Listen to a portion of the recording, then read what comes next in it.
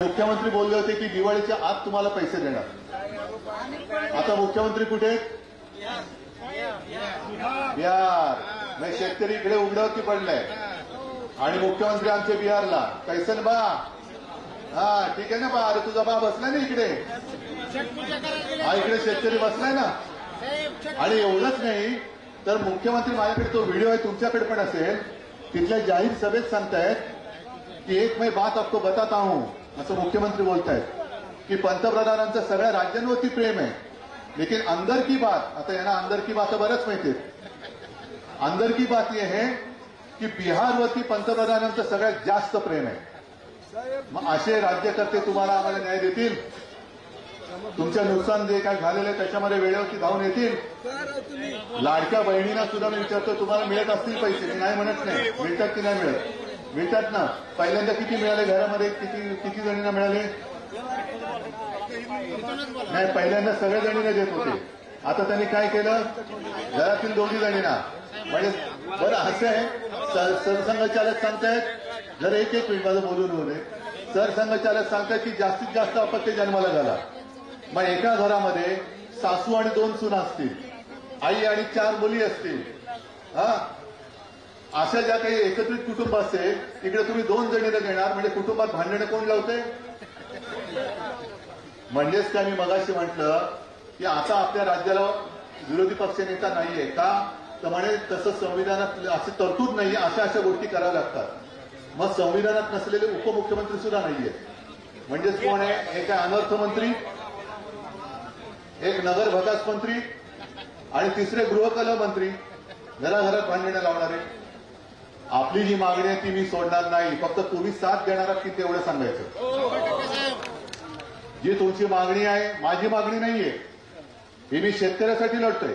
हेक्टरी 50,000 रुपये मिळालेच पाहिजे, बरोबर? आणि जून मधली कर्जमाफी तुम्हाला मान्य आहे का? आणि आत्ता रोग झाले, आत्ता आजारी माणूस, त्याला आत्ता औषध दे ना। जून मध्ये काय? बरं ठीक आहे, जून मध्ये कर्जमाफी करणार ना, मान्य, पण जून पर्यंतचे हप्ते भरायचे की नाही भरायचे? याचं उत्तर आहे बरं। आता खरीपचा झाला, रब्बीचा हंगाम येणार, कर्ज लागणार की नाही लागणार? आधी डोक्यावरचं कर्ज फेडलं सगळ्यांनी। अजित पवार म्हणतात तुम्हाला सगळंच कसं फुकट द्यायचं, हातपाय हलवा जरा। मी मगाशी म्हटलं शेतकरी हातपाय हलवतात, तुम्ही काय हलवायचं ते ठरवा आधी, म्हणजे तुम्ही सुद्धा हात ओलांडून सही करा ना कर्जमाफीवरती, असं माझं म्हणणं आहे, असं माझं म्हणणं आहे। माझा शेतकरी हातपाय हलवतोय। आणि आता अनिल दादा, तुम्ही जे सांगितलं आम्हाला कर्जमाफी नको का, आम्हाला हमीभाव द्या, आम्हाला तुमच्या उत्तराची गरजच नाही। जे शेतकरी कष्ट करतो त्या कष्टाचे मोल द्या। गेल्या विधानसभेत जेव्हा आम्ही फिरत होतो त्याही वेळेला, तेव्हा सोयाबीन हातात होतं, कापूस हातात होता, सगळं पीक हातात होतं, पण हमीभाव नव्हता। आता हातातलं सगळंच गेलं।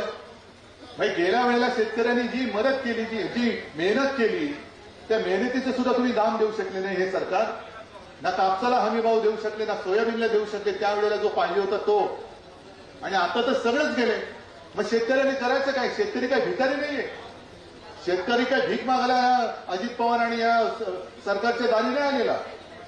शेतकरी आपल्या हक्काचा दाम मागतोय, तो जर का त्याला मिळवून दिला तर शेतकरी तुमच्याकडे सारखा फुकट घेणारा तो काय भाजपचा सभासद नाहीये की आम्हाला ज्यामुळे 50 खोके घेतो आणि भाजपा देतो? नकोय आम्हाला तुमचे खोके नकोयत, आम्हाला आमच्या घामाचा पैसा पाहिजे।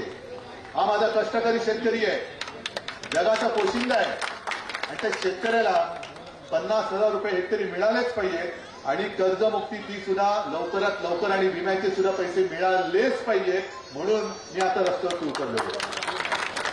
मध्ये आपण एक संभाजीनगरला मोर्चा काढला, पण आता जेव्हा मी तुम्हाला हात देईन तेव्हा तुम्ही सगळे शेतकरी म्हणून एकवटले पाहिजे। आहे तयारी? कारण आता हे सरकार जशा निवडणुका येतील तसं हिंदू मुस्लिम करायला लागले, मग हिंदू मुस्लिम केल्यानंतर मराठी अमराठी करायला लागले, मग मराठीमध्ये सुद्धा मराठेतर करायला लागले। म्हणजे तुम्ही आम्ही एकमेकाची टांकी फोडायची आणि मस्त तेल मालिश करून झोपा काढायच्या। तुम्हाला आता शेतकऱ्याची ताकद दाखवायला पाहिजे। जर तुम्ही आता परत फसणार असाल तर मग तुम्हाला कोणी वाली राहणार नाही।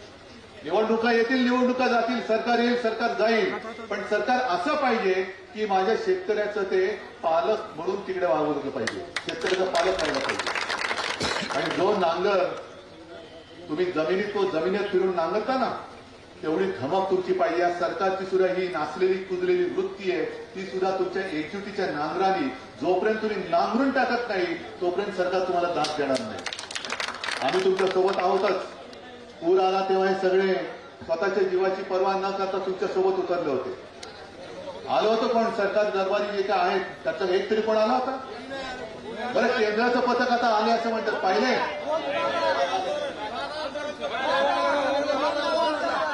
गोंधळा आला तर म्हणून असं विचारलं, पण केंद्राचं पथक आलंय. आता मी फोटो बघितले, रात्रीचे फिरतात टॉर्च घेऊन केंद्राचं पथक. नुकसान कुठे झालं, नुकसान कुठे झालं. आणि 2 का 3 दिवसाचा केंद्रीय पथकाचा दौरा आहे. 2-3 दिवसात काय घडणार आणि इतक्या दिवसांनी? म्हणजे मग गावोगावी बोर्ड लावा, जिकडे केंद्राचं पथक येणार नाही तिकडे बोर्ड लावा, केंद्राचं पथक दाखवा आणि 100 रुपये मिळवा. ही कोणती पद्धत आहे? ही कोणतं सरकार आहे? आणि म्हणून मी परत तुमच्यासाठी आलेलो आहे की जी इतिहासातली सगळ्यात मोठी पॅकेजची घोषणा आपल्या मुख्यमंत्र्यांनी केली, त्या मुख्यमंत्र्यांना सांगायला आलेले की हे तुमचे सगळं थोतांडे ते बंद करा. शेतकरी आज बोलत नाहीये, कारण त्याला तुमच्याबद्दल एक आपुलकी वाटते. आपलं सरकार आहे, आपला महाराष्ट्र आहे. पण याचा अर्थ असा नाहीये की माझा शेतकरी हा नामर्द आहे. त्याला उठवू नका, त्याला पेटवू नका, त्याला चेतवू नका. कारण तो जर का एकदा उसळला तर मग मात्र तुमचं सिंहासन जाळून खाक केल्याशिवाय राहणार नाही. तुम्ही फक्त धीर सोडू नका. हे सगळे जे काय आहेत ना, अनिल दादा तुम्हाला आता जबाबदारी देतो. तुम्ही सगळ्यांच्या या सगळ्या गोष्टी ज्या आहेत, मगाशी त्या ताई कुठे असतील आपल्यासोबत, त्यांनी जाहीर केलेली, या ताईने मगाशी यादीच दिली की मदत जाहीर किती झाले आणि दर एकरी आणि हेक्टरी प्रत्यक्षात किती पैसे मिळाले. तसंच पीक विम्याचे पैसे किती भरले, अपेक्षित नुकसान भरपाई किती होती, मिळालेत की नाही, मिळाले तर किती मिळाले. ज्यांची जनावरं वाहून गेलेत त्यांना जनावरं परत मिळालेत का? कोंबड्या गेल्यात, कोंबड्या मिळाले का? जमीन खरडून गेले, माती मिळाली का? विम्याचे पैसे मिळाले का? नाही. तर सगळंच नाही म्हणणार असेल तर मग या दगाबाज सरकारची तुम्हाला दगाबाजी करावीच लागेल. आता निवडणुका आल्यानंतर त्यांनी काय केलंय, आम्ही कर्जमाफी करणार आहोत, पण कधी? जूनमध्ये. तोपर्यंत तुमची मतं आम्हाला पाहिजे. आणि अजित पवार काय म्हणाले, आम्हाला जिंकायचं होतं म्हणून आम्ही कर्जमाफी करू असं बोलले, बरोबर ना? मग आता तुम्ही सांगायचं आधी कर्जमाफी करा, मग आम्ही तुम्हाला मत देऊ. कर्जमाफी नाही तर मत नाही.